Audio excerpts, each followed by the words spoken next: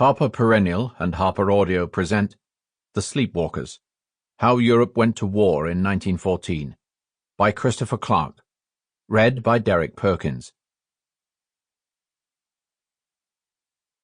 Introduction. The European continent was at peace on the morning of Sunday, 28th June 1914, when Archduke Franz Ferdinand and his wife, Sophie Chotek, arrived at Sarajevo railway station. 37 days later, it was at war.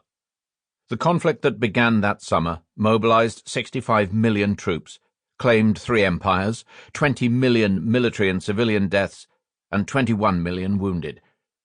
The horrors of Europe's 20th century were born of this catastrophe. It was, as the American historian Fritz Stern put it, the first calamity of the 20th century, the calamity from which all other calamities sprang. The debate over why it happened began before the first shots were fired and has been running ever since. It has spawned an historical literature of unparalleled size, sophistication, and moral intensity. For international relations theorists, the events of 1914 remain the political crisis par excellence, intricate enough to accommodate any number of hypotheses. The historian who seeks to understand the genesis of the First World War confronts several problems. The first and most obvious is an oversupply of sources. Each of the belligerent states produced official multi-volume editions of diplomatic papers, vast works of collective archival labor. There are treacherous currents in this ocean of sources. Most of the official document editions produced in the interwar period have an apologetic spin. The 57-volume German publication, Die Große Politik, comprising 15,889 documents, organized in 300 subject areas, was not prepared with purely scholarly objectives in mind. It was hoped that the disclosure of the pre-war record would suffice to refute the war guilt thesis enshrined in the terms of the Versailles Treaty. For the French government, too, the post-war publication of documents was an enterprise of essentially political character, as Foreign Minister Jean-Louis Barthou put it in May 1934. Its purpose was to counterbalance the campaign launched by Germany following the Treaty of Versailles. In Vienna, as Ludwig Bittner, co-editor of the 8-volume collection Österreich-Ungarns Außenpolitik, pointed out in 1926, the aim was to produce an authoritative source edition before some international body, the League of Nations perhaps, forced the Austrian government into publication under less auspicious circumstances.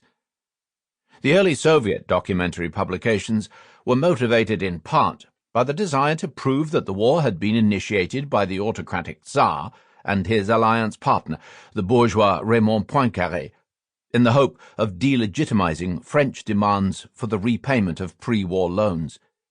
Even in Britain, where British documents on the origins of the war was launched amid high-minded appeals to disinterested scholarship, the resulting documentary record was not without tendentious omissions that produced a somewhat unbalanced picture of Britain's place in the events preceding the outbreak of war in 1914. In short, the great European documentary editions were, for all their undeniable value to scholars, munitions in a world war of documents, as the German military historian Bernhard Schwertfeger remarked in a critical study of 1929. The memoirs of statesmen, commanders, and other key decision-makers, though indispensable to anyone trying to understand what happened on the road to war, are no less problematic. Some are frustratingly reticent on questions of burning interest. To name just a few examples, the Reflections on the World War, published in 1919 by German Chancellor Theobald von Bethmann-Hollweg, has virtually nothing to say on the subject of his actions or those of his colleagues during the July crisis of 1914. Russian Foreign Minister Sergei Sazonov's political memoirs are breezy, pompous, intermittently mendacious, and totally uninformative about his own role in key events. French President Raymond Poincaré's 10-volume memoir of his years in power is propagandistic rather than revelatory. There are striking discrepancies between his recollections of events during the crisis and the contemporary jottings in his Sample complete. Ready to continue?